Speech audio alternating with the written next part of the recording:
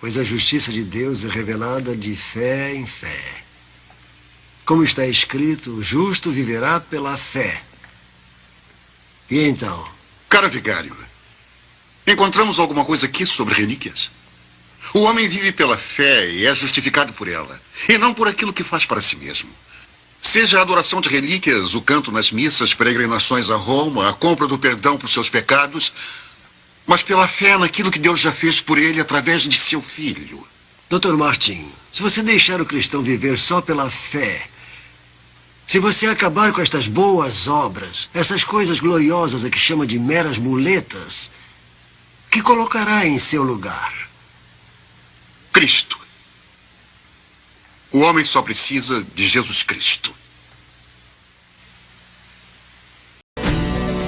Bom pastor, o pão da vida, a porta pra entrar, ressurreição, videira real, caminho, verdade,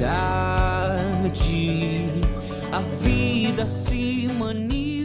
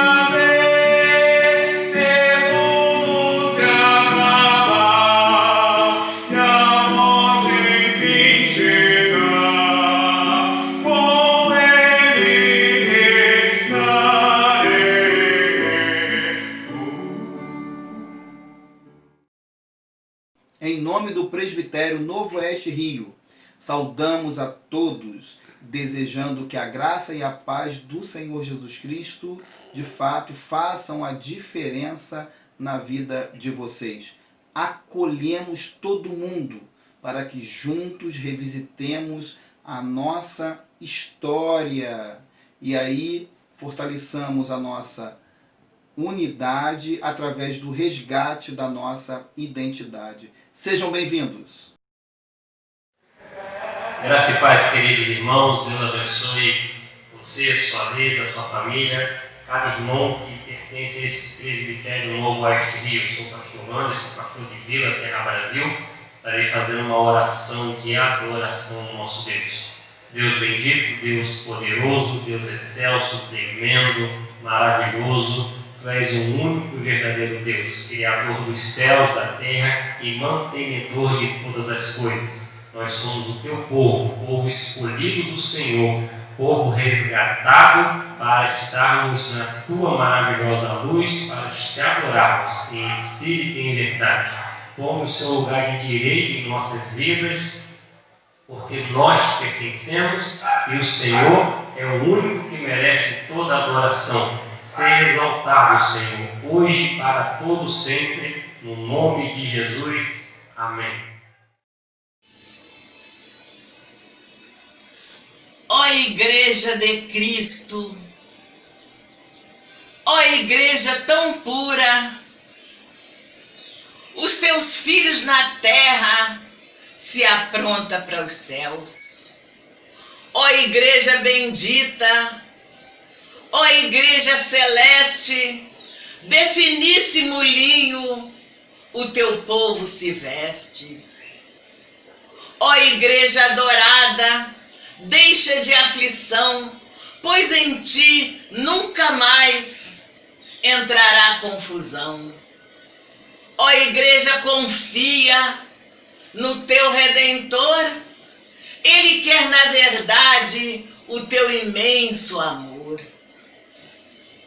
Por um pouco a Igreja o esposo a deixou, mas com grande bênção para si o chamou. Ó Igreja, te apronta aqui para Jeová, pois em breve nas nuvens ele te buscará. Exaltai, ó nação, de alegria e de amor, os domínios da terra já são do Senhor. Ó Deus Consolador, ó Espírito Santo, envolve-nos com a graça do teu rico manto. Ó Deus Jeová, ó Todo-Poderoso, o teu nome para sempre há de ser glorioso.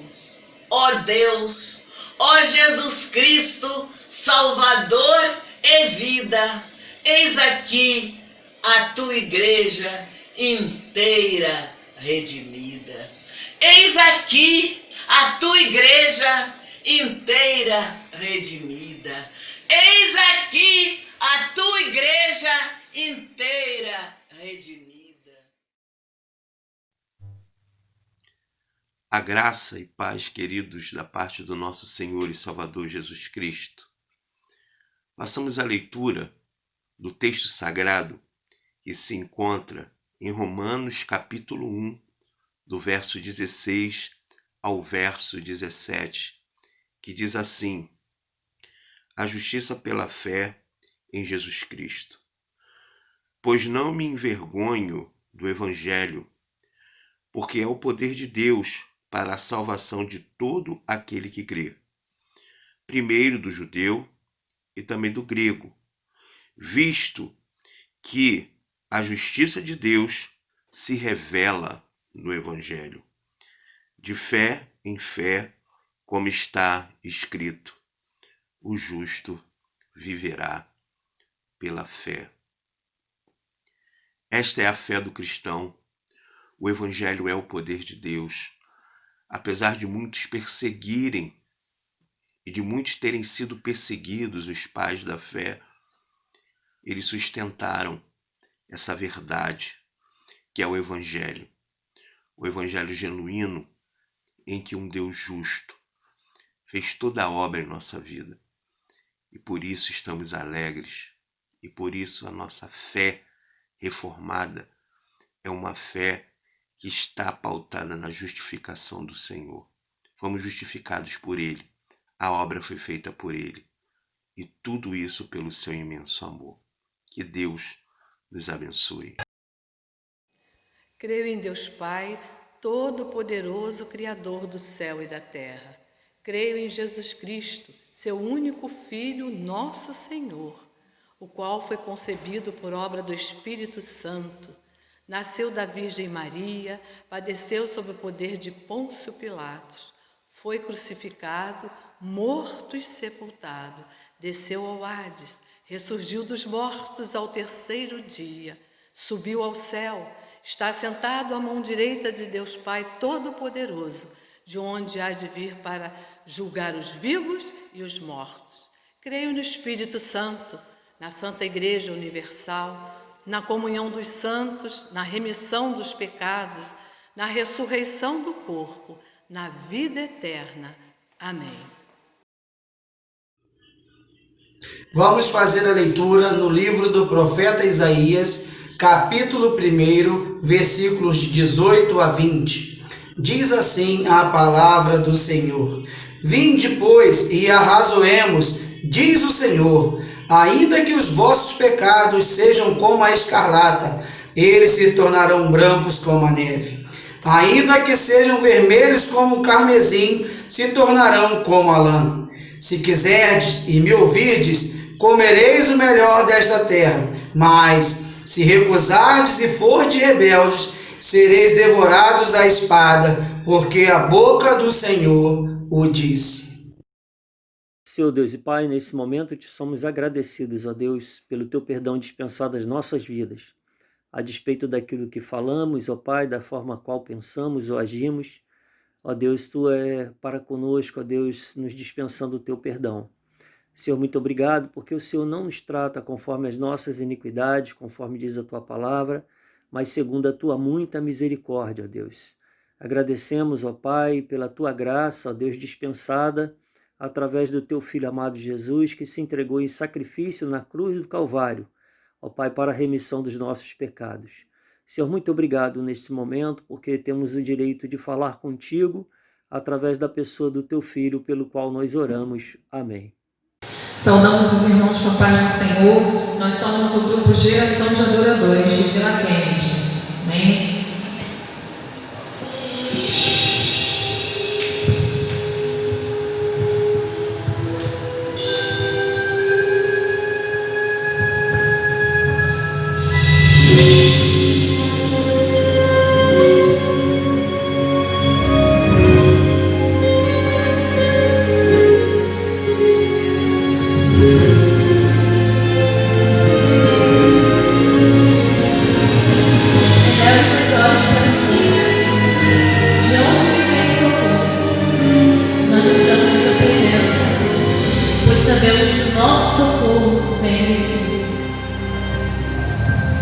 Socorre-me, Senhor.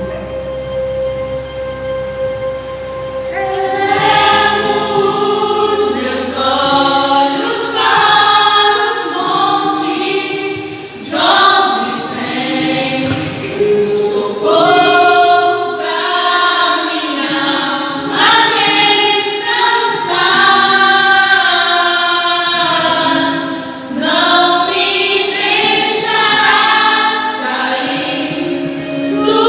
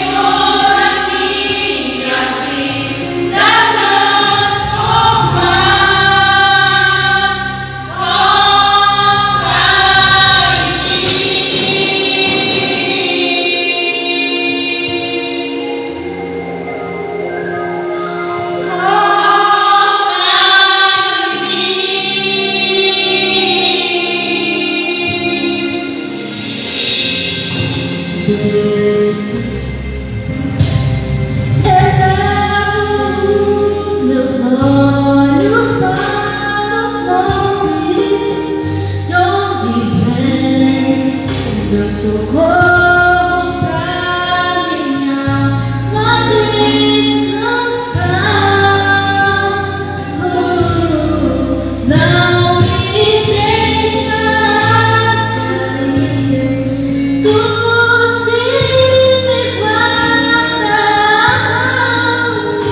A minha alma, Deus, anseia a paz de Deus, vem me tocar, vem, Senhor. Toca em mim, Senhor. Toca em mim,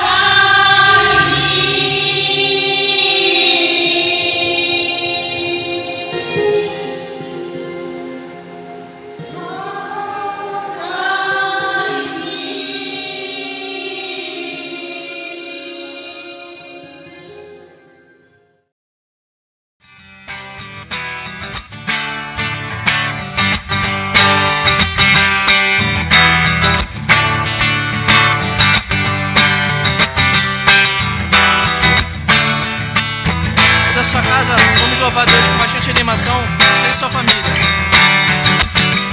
Eu vejo a glória do Senhor hoje aqui. A sua mão, seu poder sobre mim. Os céus abertos, hoje eu vou contemplar o amor descer neste lugar. Eu vejo a glória do Senhor hoje aqui. A sua mão, seu poder sobre mim. Os céus abertos, hoje eu vou contemplar o amor descer neste lugar. Eu quero ver agora o seu poder, a sua glória inundando o meu ser. Vou levantar as mãos e vou receber, vou louvar o seu nome. Eu sinto o Senhor me tocar, eu vejo a glória do Senhor hoje aqui. A sua mão, seu poder sobre mim. Os céus abertos, hoje eu vou contemplar o amor descer neste lugar. Eu quero ver agora o seu poder, a sua glória inundando o meu ser. Vou levantar as mãos e vou receber, vou louvar o seu nome. Eu sinto o Senhor me tocar, eu quero ver agora o seu poder, a sua glória inundando o meu ser. Vou levantar as mãos e vou receber, vou louvar o seu nome. Eu sinto o Senhor me tocar, vou louvar o seu nome. Eu sinto o Senhor me louvar o seu nome, porque eu sinto o Senhor me tocar.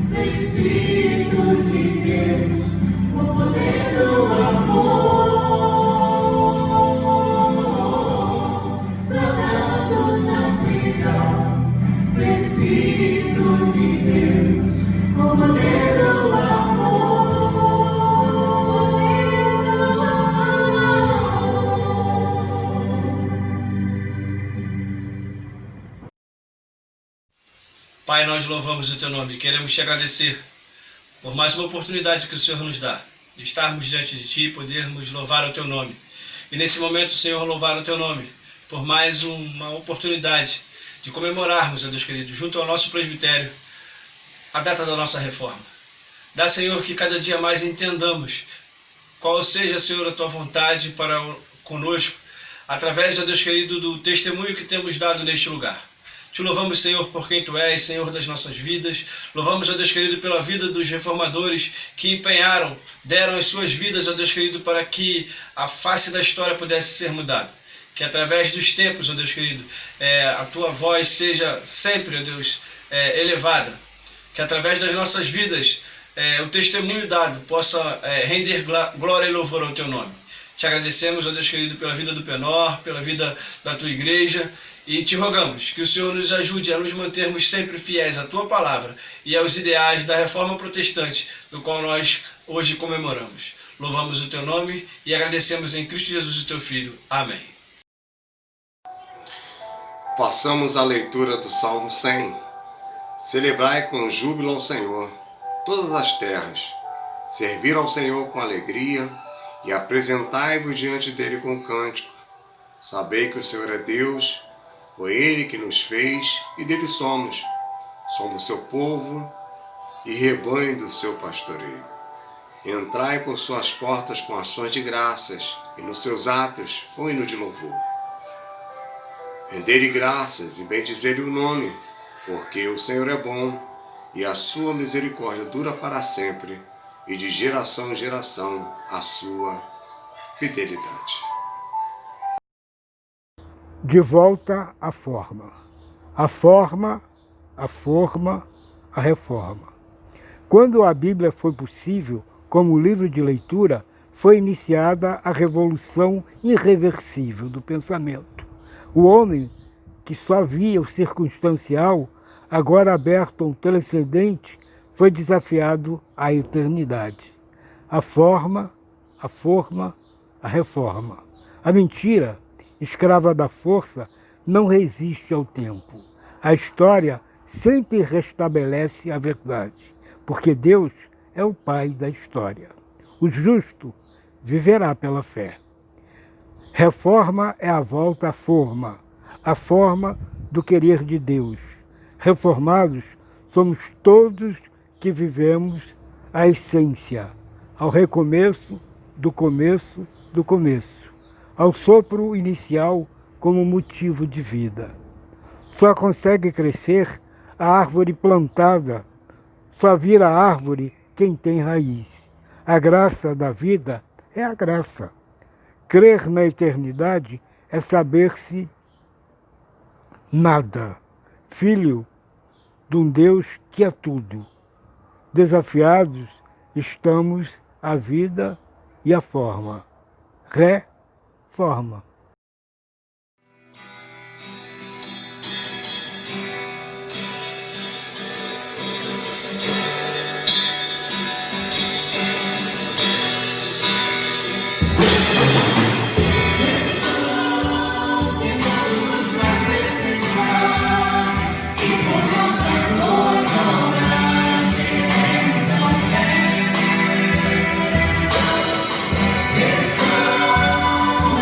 Estão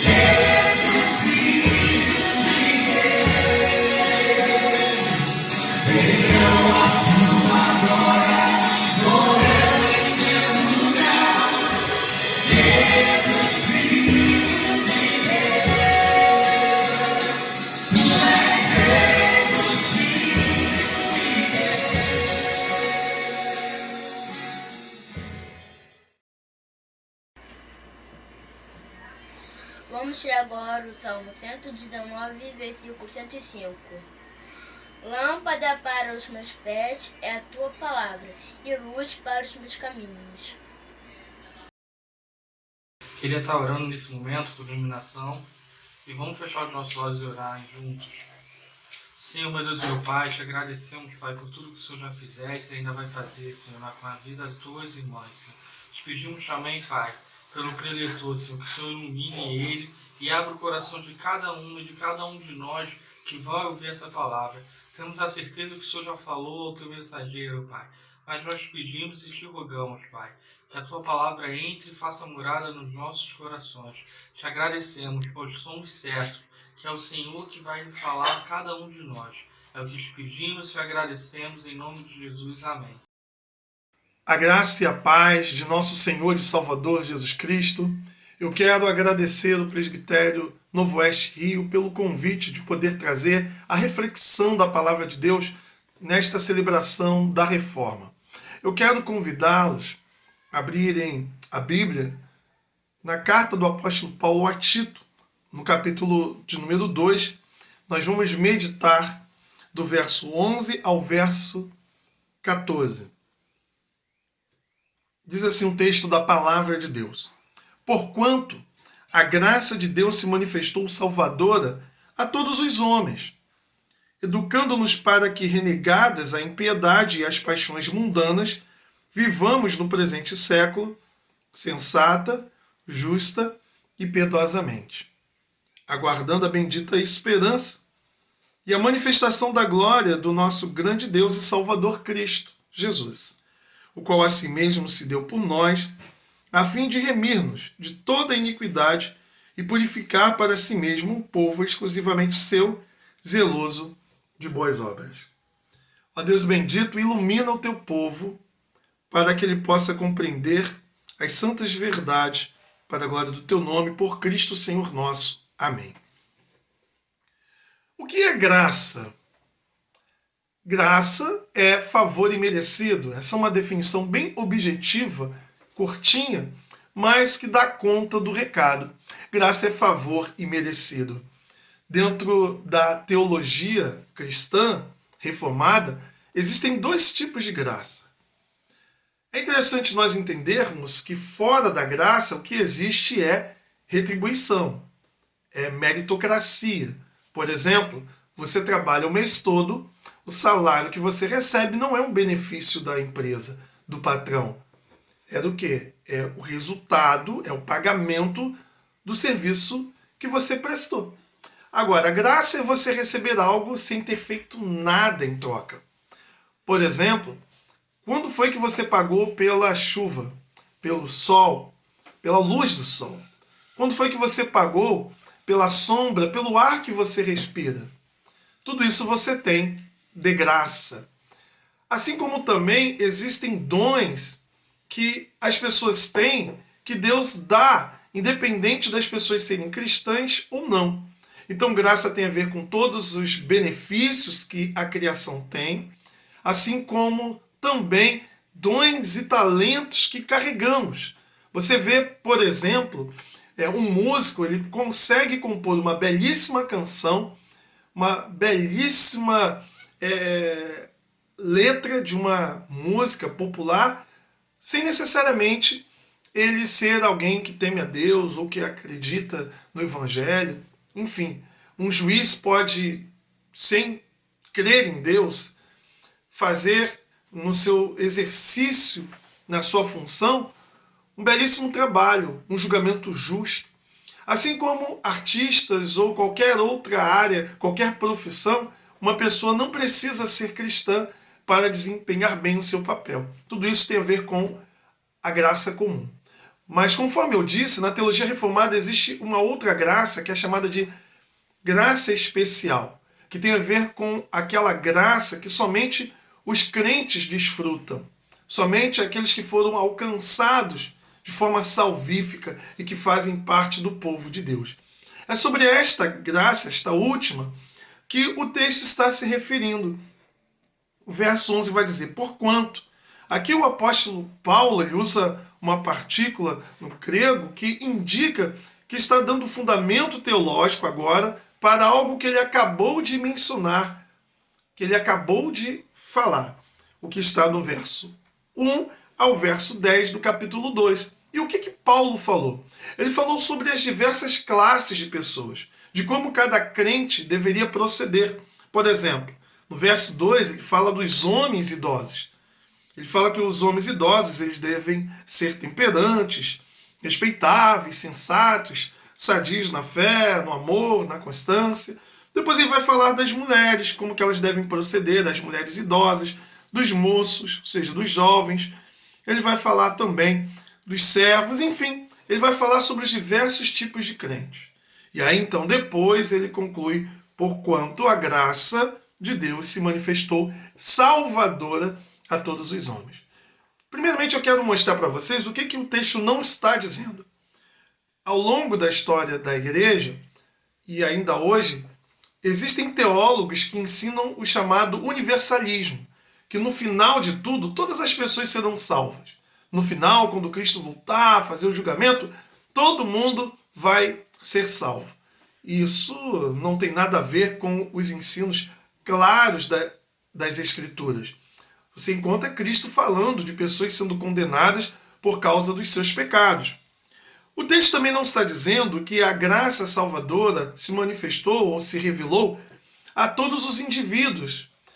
Até porque nós sabemos que existem pessoas que nunca ouviram falar do Evangelho e que morreram sem ouvir falar desta graça. Outras morrerão sem nunca ter escutado falar do Deus revelado em Israel ou do Evangelho. Então o texto não está dizendo de indivíduos, mas fala de classes de pessoas, que a graça se manifestou a todo tipo de pessoas.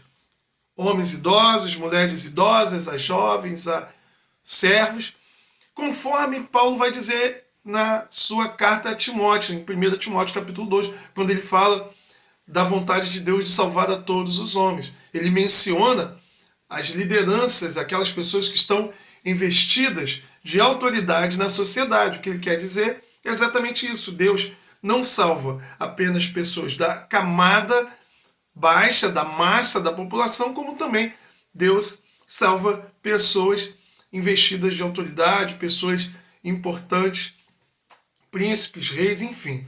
Então, é isso que o texto está nos dizendo. O texto fala que a graça se manifestou, a palavra manifestou aqui é uma palavra grega, epífane, de epifania, significa dizer que ela penetrou nas trevas morais e espirituais do homem, como uma luz, como um raio de sol, rompendo, né, as trevas da noite, iniciando então assim um amanhecer. Então, nesse sentido, a graça, caris, ela se manifestou a todo tipo de gente. E o texto, então, vai nos trazer aqui algumas verdades, e eu quero destacar 3 delas, acerca das características da graça de Deus. A primeira característica da graça de Deus está no verso de número 12. A graça de Deus, ela é uma graça educadora. William Hendriksen, um comentarista bíblico, vai dizer que é a ideia do pedagogo, aquele que ensina a criança o passo a passo. Assim também, a graça amorosamente conduz e guia.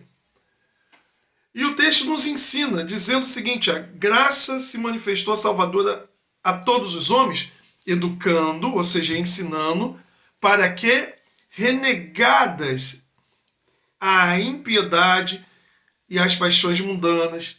O texto então está dizendo que a graça ela nos ensina a dizer não. Nos ensina a dizer não às práticas vividas de impiedade, de profanidade, de perversidade. Semelhante ao que Paulo diz lá em Romanos, no capítulo 1, no verso 18. Vamos dar uma olhada aqui. Paulo em Romanos, no capítulo 1, no verso 18, ele vai dizer que a ira de Deus se revela do céu contra toda a impiedade e perversão dos homens que detêm a verdade pela injustiça. E aqui Paulo então está dizendo que os homens, por negarem a Deus, eles terão assim então, como resultado de não glorificarem a Deus, uma distorção tanto na questão da mente quanto também do coração, cedendo-se assim então a paixões, a uma série de comportamentos imorais como resultado da negação da revelação de Deus. Então o texto está nos dizendo exatamente isso, da idolatria, da imoralidade, de coisas que nós devemos fugir, que esta graça salvadora nos ensina. Ela nos ensina a fugir das paixões mundanas. A ideia aqui é exatamente do pecado, do sexo, da idolatria, dos vícios, dos desejos desordenados por bens materiais. Contenda, desejo de dominação, de pressionar o outro com as nossas opiniões pessoais, de malícia, de engano, de impulsos diversos e outros males. Esta graça nos ensina a dizer não a todas essas coisas, pois sem a graça de Deus nós estamos sujeitos, presos a tudo isto que tem a ver com a nossa natureza caída. Mas esta graça, ao mesmo tempo que ela ensina a dizer não, ela nos ensina a viver de forma sensata, justa e piedosamente. Então esta é a primeira característica da graça salvadora. Ela é educadora, nos ensina a dizer não e nos ensina a como devemos viver. A segunda verdade que esta graça salvadora nos ensina é que ela é uma graça preparadora e ela nos prepara de forma eficaz. E ela prepara para o quê? Veja o verso de número 13. Aguardando a bendita esperança e a manifestação da glória do nosso grande Deus e Salvador, Cristo Jesus. Então, ela é um preparo eficaz. A graça de Deus nos educa a fim de nós vivermos vidas consagradas enquanto nós aguardamos a bendita esperança. A expressão aguardar tem a ver com o olhar para frente com paciência. E o que quer dizer bendita esperança? A bendita esperança, meu irmão, é a realização do anelo mais ardente da nossa alma. A expectação confiante e a espera paciente daquilo que todo crente deve aguardar. O que mais nós desejamos na vida? O que mais nós queremos na vida? O que o crente mais deve desejar não é uma estabilidade com um emprego público, não é uma casa própria, não é um casamento, não é uma cura. Todas essas coisas, elas são reais, elas fazem parte da vida. Mas aquilo que ocupa, que deve ocupar de forma central a nossa esperança e expectativa é se completar em nós a salvação de Cristo Jesus. Tem a ver com a volta de Jesus, a consumação de todas as coisas. Essa salvação que hoje nós desfrutamos será então manifestada de forma plena por ocasião ao retorno de Jesus. Isso é o que nós devemos mais desejar. O credo apostólico, por exemplo, a sua estrutura, vai apresentar a fé da igreja. Nós cremos em Deus Pai, no Deus Filho, no Espírito, na igreja, na comunhão dos santos e na ressurreição do corpo. Porque é por ocasião a ressurreição do corpo que se dará em resultado da volta de Cristo que nós poderemos ou estaremos, melhor dizendo, com Ele, gozando, desfrutando da plena comunhão. Há um puritano que disse certa feita que se o nosso desejo de servir a Deus tem a ver com a vontade de ir para o céu, para que Ele não nos deixe entrar no céu. Se for com medo do inferno, para que Ele nos envie para o inferno. Mas se for tão somente por causa do amor, que Ele não nos prive a sua presença. O nosso desejo, o nosso anelo deve ser a presença de Deus. O querer estar com Deus não tem a ver com o céu, no sentido de que nós estaremos livres apenas dos problemas que este presente século nos mostra, que esse presente século nos dá. Mas o céu, ele é céu, ou seja, o reino vindouro é um reino de delícias, de prazer, não por causa da ausência apenas dos problemas, mas por causa da pessoa que lá está. Não há paraíso sem a pessoa bendita de Cristo. Então, a questão da eternidade, o nosso desejo de entrar na eternidade, tem a ver com a questão de estar para sempre, sem nada nos amarrando, nos impedindo de desfrutar daquilo que é o nosso maior desejo, que é a presença gloriosa de Jesus. O Catecismo Maior, na sua primeira pergunta, vai dizer qual é o fim principal do homem, é adorar a Deus e desfrutar da sua presença, é gozá-lo para sempre. O nosso desejo é de servir a Deus pelo amor que nós temos a Ele. O impacto que a presença dele exerce na nossa alma, no nosso coração. Portanto, essa graça, ela nos prepara para esse grandioso dia, esse grande evento que nós, assim, então, vivemos na expectativa nesta presente vida. A nossa reunião, quando nós nos unimos como igreja para prestar culto, o que nos motiva não é nos encontrarmos para pedirmos coisas e Deus está presente na nossa celebração como um gênio da lâmpada mágica para ficar atendendo os nossos pedidos individuais e pessoais. Nós podemos orar, devemos clamar, invocar, interceder, mas a nossa motivação é se encontrar com o amado da nossa alma. O nosso objeto de adoração é a pessoa de Cristo e não o homem e os seus desejos e as suas vontades temporais. A terceira verdade que o texto nos mostra está no verso 14. A terceira característica desta graça, ela é santificadora. E ela é santificadora para quê? Veja, o verso de número 14, o qual a si mesmo se deu por nós, a fim de remir-nos de toda iniquidade e purificar para si mesmo um povo exclusivamente seu, zeloso de boas obras. Ora, o Isbel, comentarista bíblico, vai dizer que uma vez que o ser humano não é capaz de se salvar a si mesmo, a graça de Deus teve de trazer salvação para a humanidade. Nós não temos condições de oferecer nada em troca da nossa salvação. Portanto, a salvação ela não foi descoberta, ela não foi achada, mas ela nos foi revelada. E aqui nós nos deparamos com verdades que nós devemos meditar com muito cuidado, com muito carinho e com muita alegria no coração. O texto diz, o qual assim mesmo se deu por nós. Fala exatamente do sacrifício substitutivo, vicário de Jesus.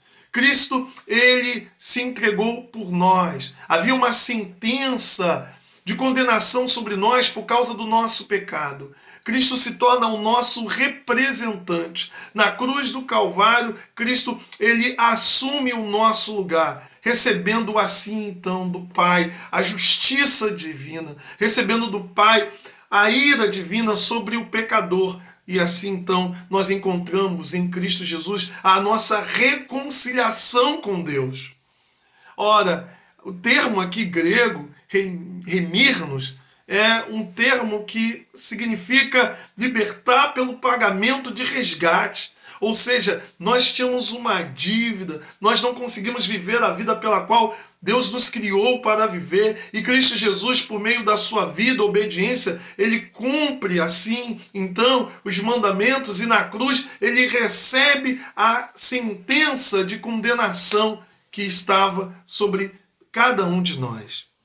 Nesse sentido, o texto, então, ele vai nos falar dessa graça que nos santifica. E aqui nós devemos olhar para todos os benefícios que a salvação em Cristo Jesus nos traz.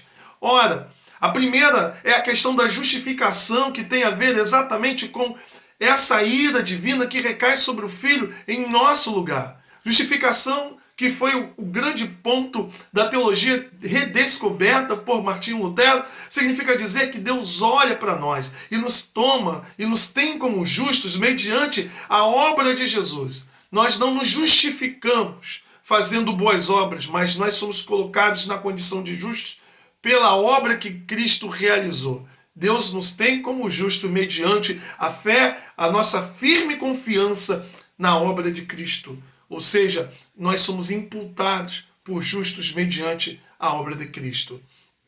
Mas Deus também nos dá a regeneração. Ele nos regenera, ele coloca em nós o princípio da nova vida. Na justificação, não há uma mudança interna em nós. O que é uma mudança no nosso status. Deus olha para a gente como justos. Agora, na regeneração, que é a graça de Deus operando diretamente em nosso coração, há um princípio de nova vida, de uma vontade em viver uma vida diferente daquela que vivíamos antes de conhecermos a graça salvadora. A adoção, nós somos colocados na condição de filhos de Deus. Olhando de uma forma geral, nós usamos muito a expressão que todos são filhos de Deus, no sentido de que todos são participantes da mesma natureza adâmica, mas Deus só tem um filho, no sentido mais estricto da palavra. Deus só tem um filho, e mediante a este filho, quando nós recebemos Cristo na nossa vida, nós somos adotados como filhos de Deus, nós somos enxertados na família de Deus. Nesse sentido, a nossa união com Cristo nos traz todas essas bênçãos da obra que Cristo realizou. E a santificação é exatamente o quê? Esse processo pela qual nós vamos nos tornando diariamente parecido com Jesus. Portanto, na justificação, recebemos o perdão dos nossos pecados. A regeneração, o princípio da nova vida, que antecede a própria justificação. Uma vez que essa graça nos alcança, nós nos tornamos filhos de Deus e unidos a Cristo, nós buscamos assim então a viver uma vida semelhante à vida de Cristo Jesus. É o que chamamos então de santificação, que é algo processual. Deus nos separa, então existe uma questão posicional, mas existe um outro elemento na santificação, que é a graça que trabalha em nossa vida, de modo nós nos tornarmos diariamente mais parecidos com Jesus. E para isso, Deus nos concede elementos, meios para que possamos ser edificados na nossa caminhada cristã. São os chamados meios de graça, onde nós recebemos, através da oração, da palavra e dos sacramentos, a graça que nos potencializa a viver uma vida diferente da vida que tínhamos antes. Por meio da oração, nós desenvolvemos a nossa relação com Deus, a nossa comunhão com Deus. A oração não é uma varinha mágica para obter as coisas. A oração é o modo pela qual o nosso coração ele vai sendo transformado, vai sendo trabalhado pelo Espírito Santo. A palavra, ela nos orienta, ela nos exorta, ela nos traz a salvação, a confirmação das bênçãos de Deus sobre a nossa vida. Enfim, a palavra nos edifica, nos consola e nos exorta.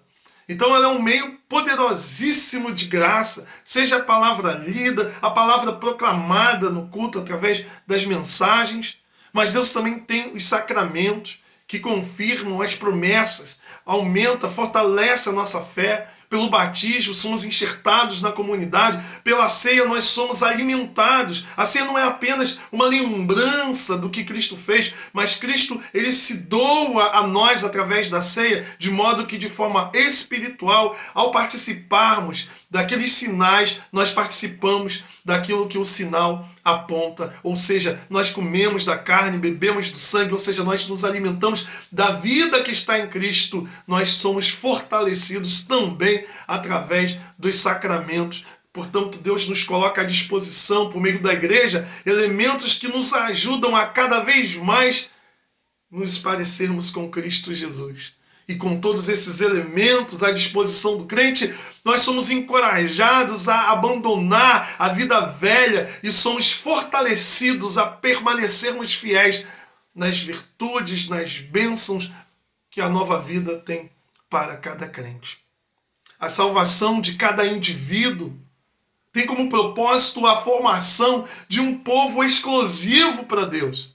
E Pedro fala sobre isso na sua epístola. Porém, vós sois geração eleita, sacerdócio real, nação santa, povo de propriedade exclusiva de Deus, cujo propósito é proclamar as grandezas daquele que vos convocou das trevas para a sua maravilhosa luz.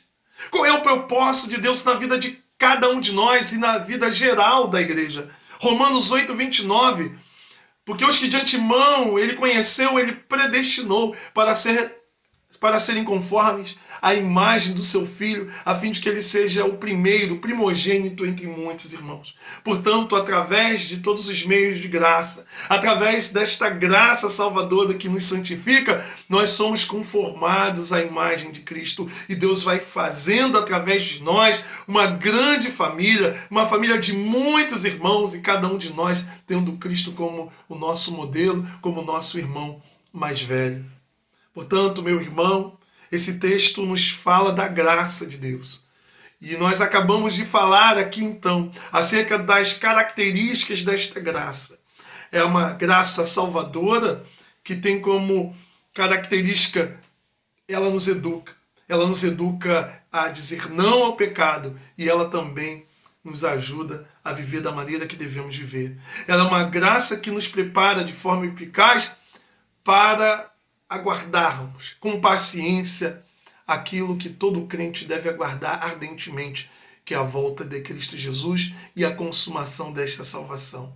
É uma graça santificadora, ou seja, ela nos dá elementos que nos ajudam a nos separarmos do mundo, da vida que tínhamos antes, para podermos ser um povo santo, um povo que reflete a glória e o caráter de Deus. Portanto, a graça significa favor imerecido. Tudo nós recebemos por dádiva de Deus e não porque fazemos algo para receber em troca.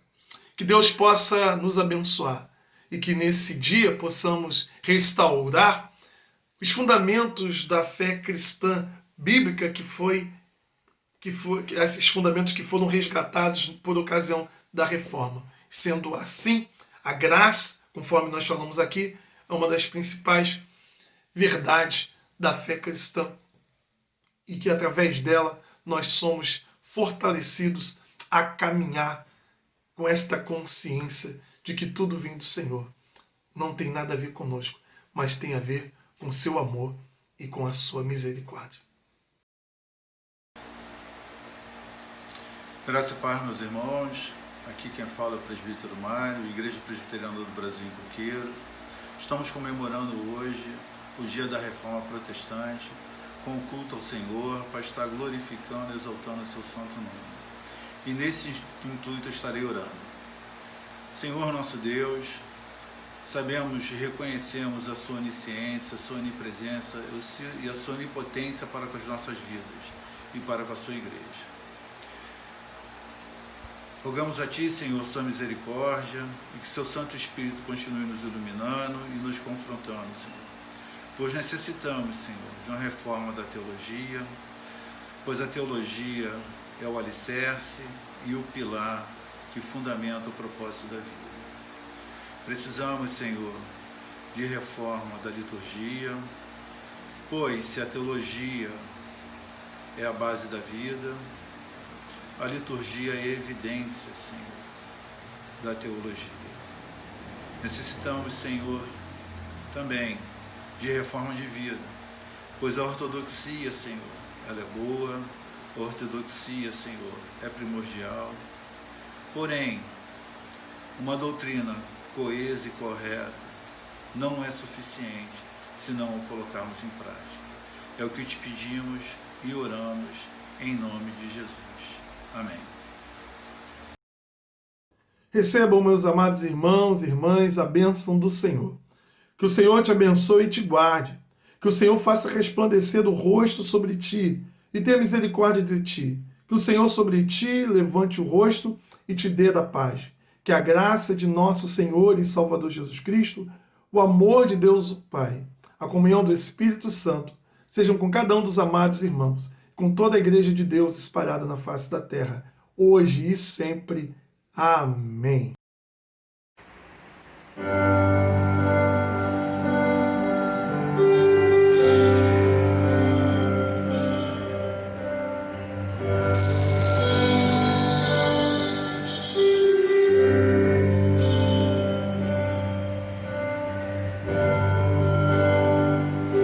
Shall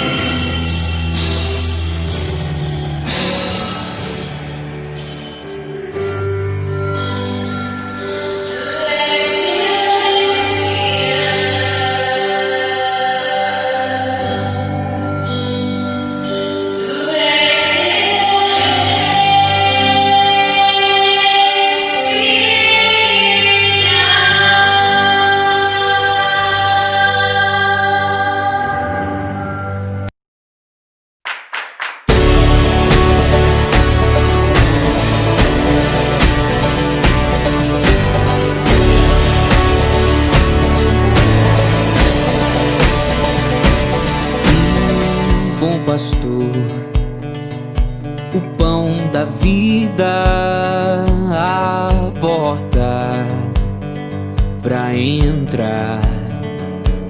Ressurreição, videira real, caminho, verdade. A vida se manifestou como um de nós se fez, a si mesmo esvaziou, o seu sangue derramou. Servo sofredor, a luz do mundo, promessa viva que se cumpriu, palavra que nos leva das trevas à luz. A escuridão não venceu.